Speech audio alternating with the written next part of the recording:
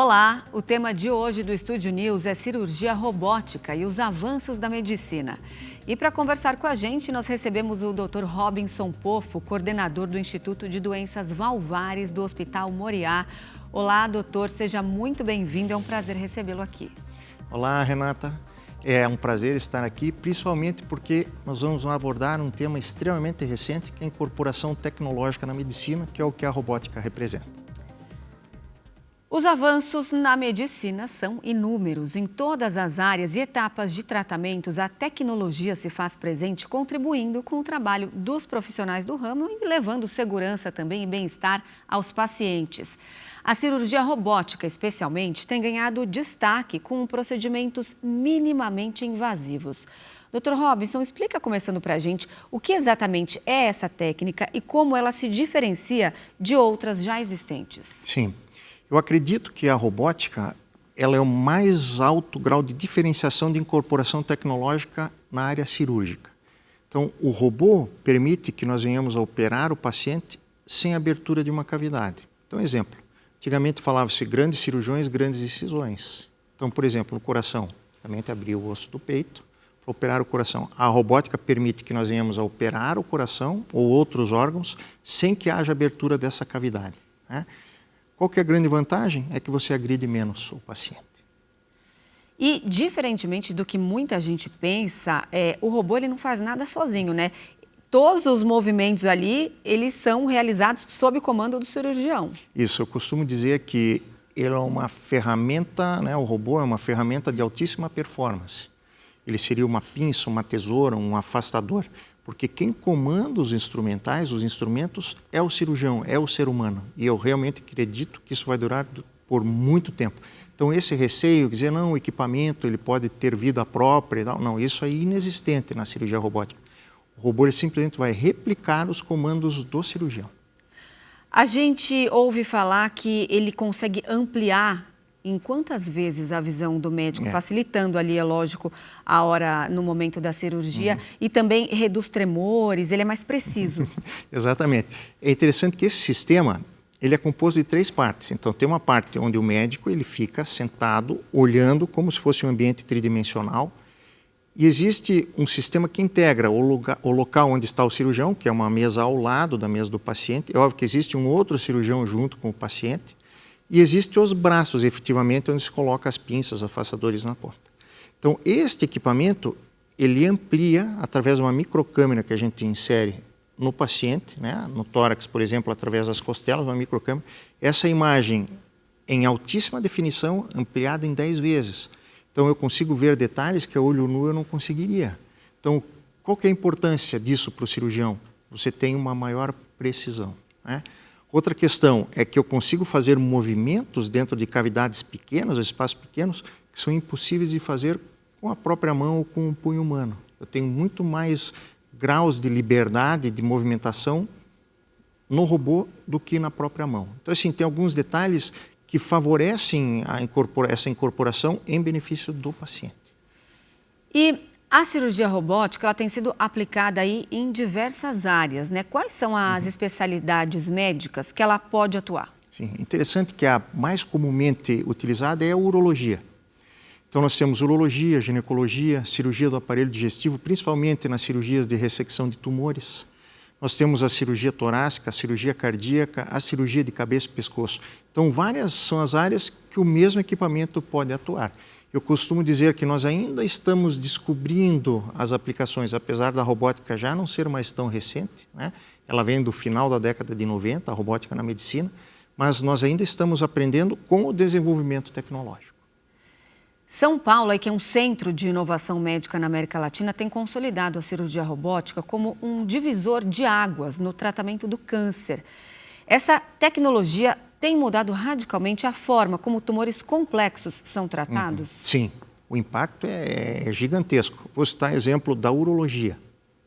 Então, a ressecção de próstata é a cirurgia onde é mais amplamente utilizada essa tecnologia robótica. Então, em vez de abrir o abdômen do paciente, através de 4 ou 5 furinhos, você consegue ter acesso, né, à próstata ou tumor. E mais do que ressecar amplamente o tumor, essa tecnologia, essa precisão, essa visão ampliada, permite que você preserve estruturas nobres.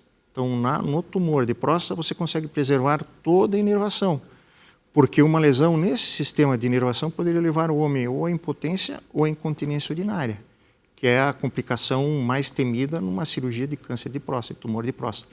E a robótica tem conseguido diminuir, assim, de uma forma exponencial, essas complicações. Então, menos complicações para o paciente é também, como consequência, menos tempo de internação, redução de custos? Sim, sem dúvida. E isso, numa fase inicial, é difícil de entender, porque é uma tecnologia que ela tem um custo. Mas quando você coloca na equação o custo da incorporação tecnológica responsável, porque não basta ter equipamento, você tem que ter todo um preparo de equipe de hospital para receber essa tecnologia.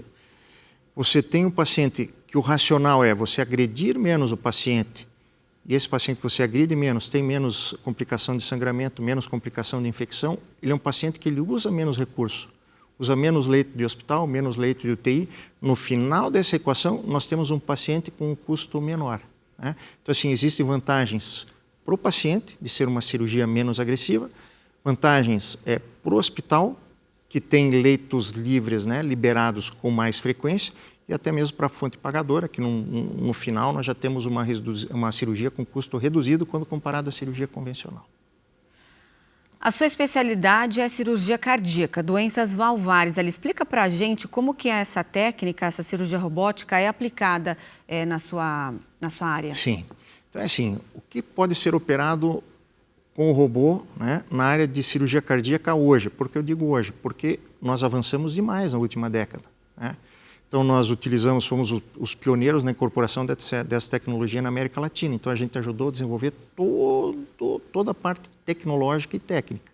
Então, hoje nós podemos fazer não apenas as cirurgias das válvulas do coração, mas as cirurgias de ponte safena, cardiopatias congênitas, que são os defeitos de nascença em pacientes de maior peso, né, porque nós temos uma limitação tecnológica pelo tamanho do equipamento, correção de arritmias, implante de marca-passo e tumores intracardíacos. Então, são várias as doenças do coração que nós conseguimos atuar. A integração entre cirurgia robótica e inteligência artificial, quero que você conte para a gente aqui se ela já é uma realidade, como a IA e a realidade aumentada, elas estão sendo integradas aí nesses sistemas. É interessante que tem um termo que a gente escuta falar muito, que é o tal do machine learning. É como a máquina vai aprender com o que nós, seres humanos, fazemos, né? Então, assim, há quase uma década, todos os dados cirúrgicos dos pacientes que a gente vem operando, é óbvio, com toda a proteção de dados que é necessária nessa área, né? Mas as atividades do robô no paciente, a máquina está aprendendo principalmente a como ajudar o médico a evitar algum erro. Então, hoje não existe essa aplicação. Hoje o que existe é a inteligência artificial, você fundindo imagens de exame com o campo operatório, para você ter uma ideia e se situar onde está. Mas isso ainda é muito pouco. Mas a próxima geração de equipamentos ela já vem forte com a inteligência artificial integrada. Talvez dizendo assim, opa, não corte aqui, não siga por esse caminho, talvez o melhor caminho seja esse ou aquele. Mas já existem alguns protótipos e robôs que chegam até a operar sozinhos. Então, assim, mas ainda do ponto de vista experimental, com manobras ainda muito sutis. Manobras de corte, manobras de equipagem, são manobras muito básicas, mas já existem estudos tentando avançar nesse caminho, mas nós ainda estamos um pouquinho longe. É isso que eu ia te perguntar, se os robôs, se eles podem errar. Se existe algum tipo de protocolo ali de trava de segurança que, quando ele percebe que o médico vai fazer um movimento ali que não é exatamente daquele jeito que seria, se ele consegue travar. É a inteligência artificial que vai ensinar isso para a máquina, para o robô. É isso que a gente espera que aconteça. Mas existe uma diferença, muito interessante. Se o cirurgião ele está operando no equipamento, então você senta, equipamento na cadeira, você coloca a sua cabeça dentro de um equipamento, você fica numa imersão tridimensional e você coloca as mãos embaixo desse equipamento e quando você mexe as mãos, você vê nesse teu campo operatório as pinças. Então, quando você tira a tua atenção do campo operatório, a máquina para. Então, assim, quando você não tem a visão do campo operatório, ela entende que você não está prestando atenção, então ela para. Então, esse é um dos mecanismos que existe hoje. No futuro, eu acredito que ele vai avisar, não seccione, não siga por esse caminho, né? Acho que essa é a grande beleza da tecnologia, ela avançar, mas tendo esse compromisso com a incorporação responsável dessa tecnologia, segurança do paciente em primeiro lugar. Agora é interessante que o robô não torna um cirurgião normal em um super cirurgião, porque ele é só um equipamento. Então, para o cirurgião sentar e operar lá, ele tem que ter um treinamento, eu comparo como se fosse um treinamento de um piloto de jato numa altíssima tecnologia. É um treinamento extremamente longo. Essa era outra questão, sobre a capacitação. Sim. É um treinamento de alto nível, extremamente complexo, ele é demorado? Como que funciona? Sim, ele é primeiro que ele é necessário, porque o robô não faz nada sozinho. Então, se acontecer alguma intercorrência cirúrgica, não é por causa do robô, porque é o ser humano quem opera o equipamento. Então, é sempre o ser humano. Agora, para você poder usar a máquina em todo o seu desempenho, você tem que ter um treinamento. E são dezenas de horas de simulador, são dezenas de horas de teoria, porque você não vai treinar no ser humano. Isso é antiético. Então, você tem vários simuladores até você chegar no paciente, começar a ajudar nas cirurgias, até efetivamente estar operando. Então, é um caminho longo. Eu acredito hoje, para o cirurgião ele ter a proficiência e poder operar com toda tranquilidade, ele precisa ir pelo menos 200 pacientes operados para ter a proficiência dele de forma integral. Apesar da área cirúrgica ser aí a maior beneficiada com o uso da robótica, existem outras aplicações médicas que podem usufruir aí das vantagens dessa tecnologia. Nesse caso que a gente estava falando aqui da inteligência artificial, os robôs, por exemplo, também eles conseguem simplificar aquela rotina médica. Por exemplo, eles podem ser feitas aí de forma, decisões serem feitas de forma mais assertiva? Sim, eu acredito que a inteligência artificial ela vem para auxiliar o ser humano, por exemplo, numa tomada de decisão, mas não acredito que ela vai tomar conta de todo o processo. Porque, no fundo de toda essa incorporação tecnológica, existe uma coisa que a máquina ela não consegue, quem sabe no futuro, que é ter a experiência, o julgamento. Então, assim, o ser humano ele sempre vai ser importante nessa equação. Talvez em um determinado momento tenha importância, mas a sua atuação ela seja um pouco reduzida. Ninguém sabe, isso tudo é teoria. Mas hoje, em alguns hospitais, principalmente quando nós vamos para os Estados Unidos, você está andando, passando visita e você vê os robôs andando. Estão dispensando medicação, levando medicação para o paciente, alguns ajudando na fisioterapia a sair do leito. Então, a robótica ela já vem sendo incorporada de forma subliminar no nosso dia a dia. É óbvio que no Brasil isso ainda é muito incipiente, mas já existe um movimento onde não que o robô substitua o ser humano, não é esse o objetivo, mas que ele consiga tornar menos estressante ou estafante a rotina do dia a dia para o ser humano. Agora, doutor, quais são os desafios que essa tecnologia traz em termos de custos aí, por exemplo? Os equipamentos, eles ainda são extremamente caros, limitando aí o acesso, especialmente no sistema público de saúde. Nós temos algum tipo de produção por aqui ou é tudo importado? Ainda todos os equipamentos robóticos utilizados no Brasil, eles são importados. Por quê? Talvez exista no Brasil capacidade intelectual para desenvolver, mas hoje nós não temos capacidade embarcada de produzir o hardware, o equipamento. Então, hoje não existe nenhuma perspectiva de nós termos um robô que atua em alta performance, como um robô americano, por exemplo, sendo feito no Brasil, quem sabe no futuro. Mas isso, com certeza, a partir do momento que nós tenhamos uma tecnologia nacional, né, o custo tudo vai diminuir, com certeza. Hoje o que nós temos são tentativas de importação de equipamentos de outros países que não Estados Unidos. Então, equipamentos vindo da Índia, equipamentos vindo da China, equipamentos vindo do Japão, que têm um custo reduzido quando comparado ao robô americano. Então, assim, mas ainda em estágio de desenvolvimento. E isso tudo, com certeza, vai impactar no custo final da cirurgia. Quem mais domina aí essa técnica hoje são os Estados Unidos. Ainda são os americanos. É óbvio que a aplicação hoje é primeiro os Estados Unidos, depois a Europa, depois a Ásia e o Brasil vem na sequência. Mas nós ainda estamos muito longe de ter um volume que um serviço americano tem, onde eles operam milhares de pacientes por dia. Doutor, eu quero te perguntar agora, como que fica em relação à cobertura dos planos de saúde? As operadoras, elas costumam aceitar a realização desse tipo de procedimento? Eu vou dizer, se nós fôssemos ver há 10 anos atrás, a negativa ia ser 100%. Seria 100% que não autorizaria. Hoje nós já tivemos um movimento contrário a isso, alguns planos já aceitando que seja incorporada essa tecnologia. Por quê?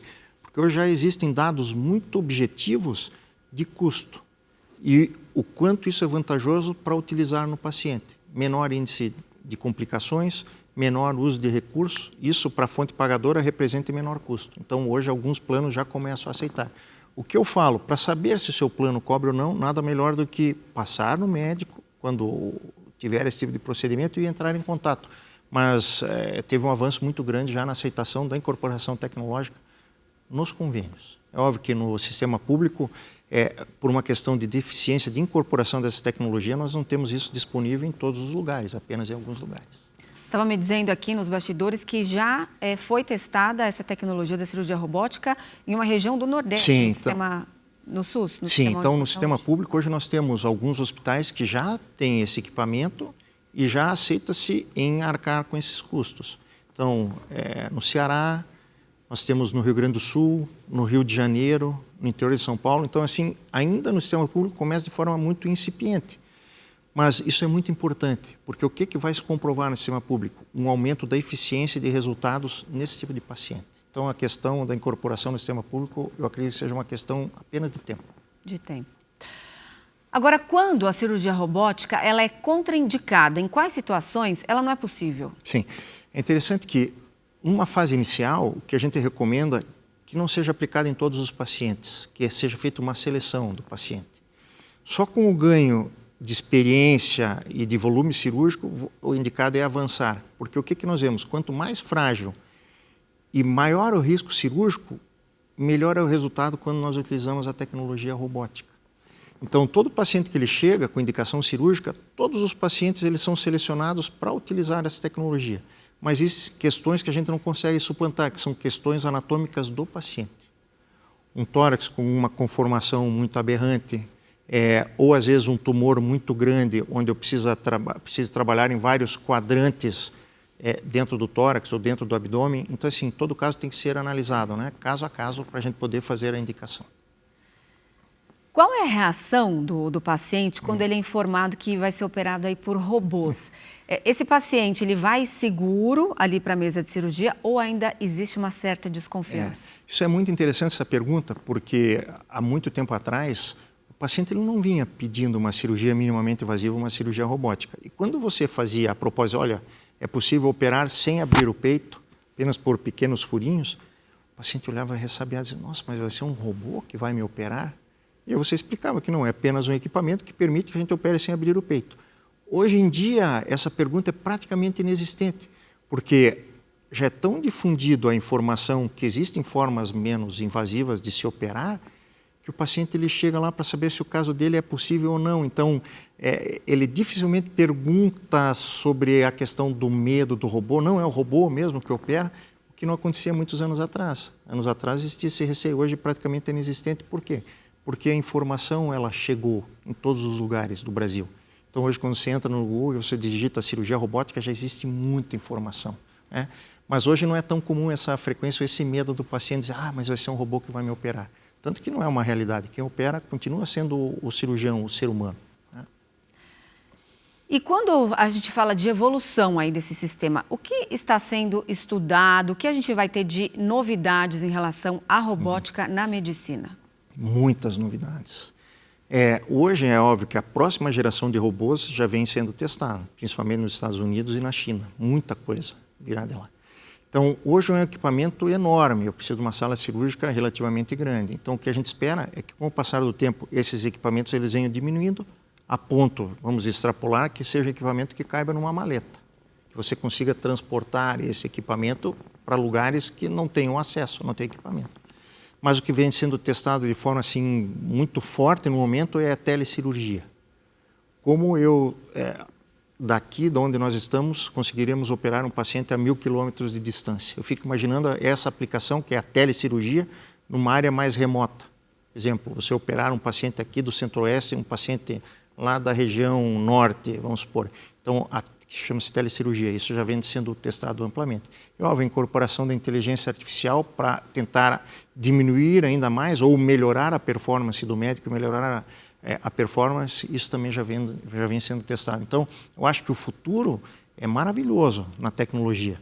Acho que o X da questão é nós, vivendo aqui no Brasil, nós termos acesso a toda essa tecnologia. Então, esse degrau de incorporação tecnológica, ele existe. Mas, antigamente, esse degrau era muito grande, demorava uns 10 anos para incorporar a tecnologia. Hoje, a gente vem acompanhando a diminuição desse degrau. Então, uma tecnologia que lança nos Estados Unidos, para chegar aqui, ela demora em torno de uns 3 anos aproximadamente. Fazer uma operação remotamente, isso será possível? Esse é o futuro, essa é a tendência da medicina. Achei interessante. É interessante porque a primeira vez que eu tive contato com esse equipamento foi lá no final da década de 90, de um equipamento que ele veio da Guerra do Golfo. Ele já estava sendo testado para cirurgia remota, você operar o paciente no campo de batalha. Então, um cirurgião nos Estados Unidos operando lá no Oriente Médio, né? Na época, isso não se tornou factível. Por quê? Porque você tinha um delay. Mas hoje, um delay é um atraso. O cirurgião fazia um movimento, demorava segundos para a resposta ser efetivada. E hoje, com o 5G, a resposta é imediata. Então, no mês passado, foram realizadas as primeiras cirurgias, né? Que foram transmitidas da Índia para a França, dentro da Polônia. Então, já existem várias cirurgias sendo testadas e já viram que essa barreira tecnológica ela já caiu. O X da questão é a incorporação responsável e segura para o paciente, que é o que está sendo discutido atualmente. E também você estava me contando aqui em relação às máquinas utilizadas. Antes, no Brasil, a gente tinha o quê? Menos de uma mão de máquinas ali espalhadas pelo Brasil. Hoje já são quantas? Isso. Então, hoje o que nós vemos de uma plataforma 150 equipamentos distribuídos pelo Brasil inteiro, da região norte à região sul. Diferentemente do que nós tínhamos há 15 anos atrás, que foi quando essa tecnologia chegou no Brasil, que nós tínhamos apenas 2 equipamentos.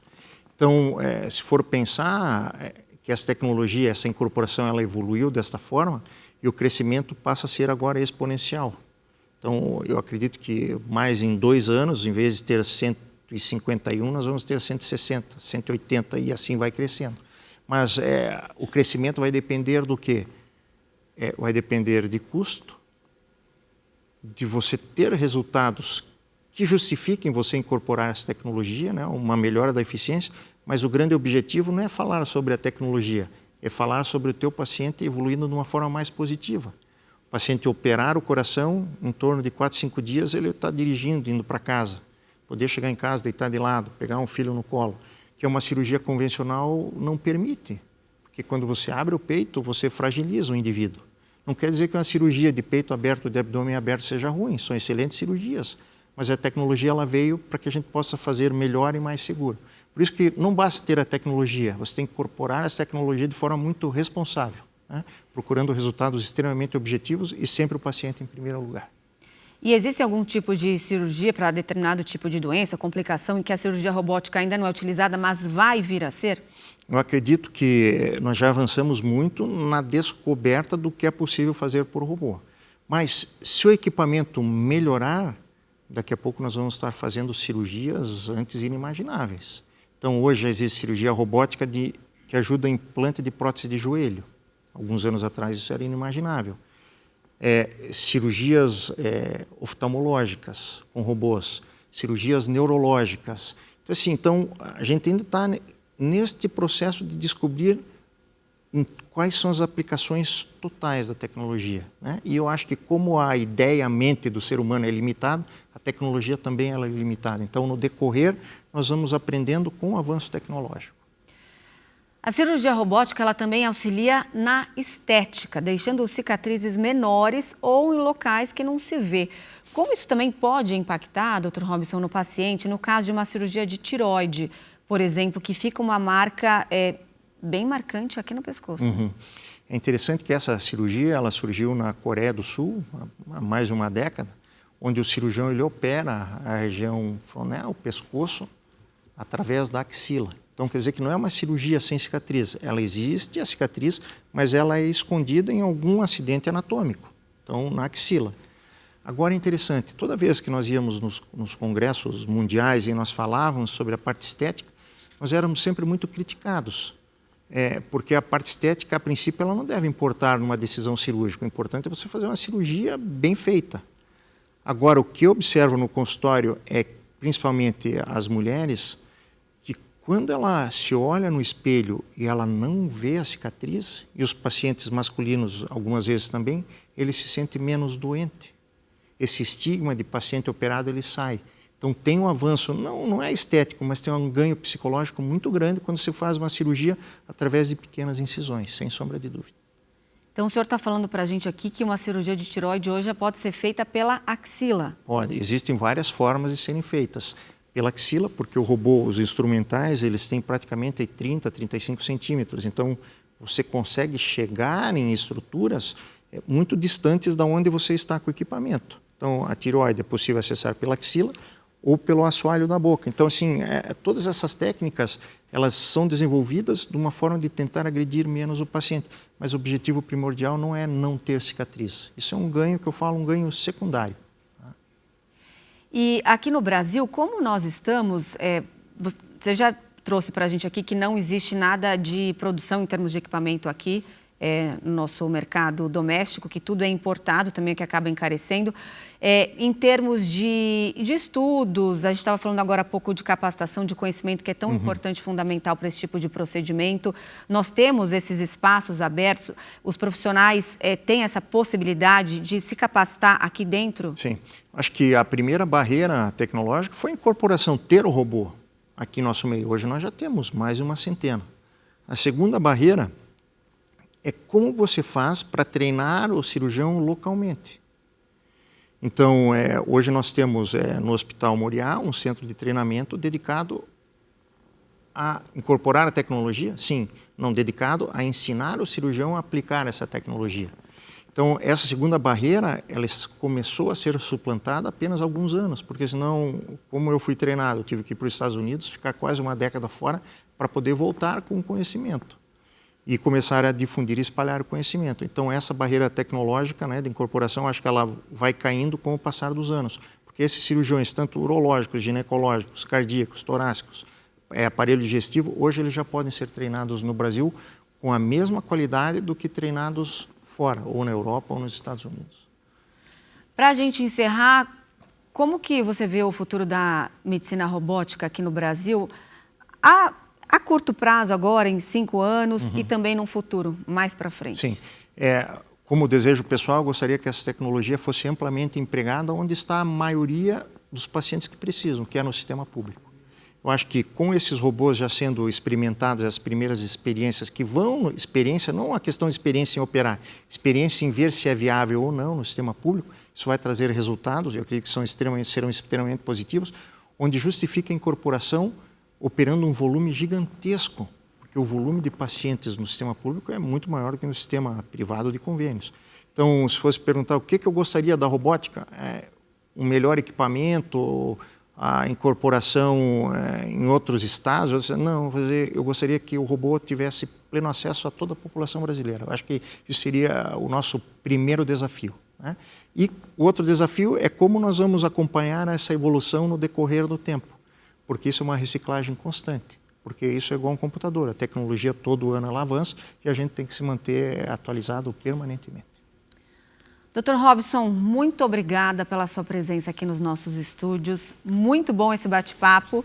Te convido a voltar aí para uma próxima. Até mais. Muito obrigado, Renata. É um prazer estar aqui. O Estúdio News de hoje fica por aqui. Eu conversei com o Dr. Robson Pofo, coordenador do Instituto de Doenças Valvares do Hospital Moriá. E você já pode acompanhar essa entrevista pelo nosso canal no YouTube, no Play Plus e também pelo nosso podcast disponível no Spotify e no Deezer. Eu espero você no próximo programa. Até lá!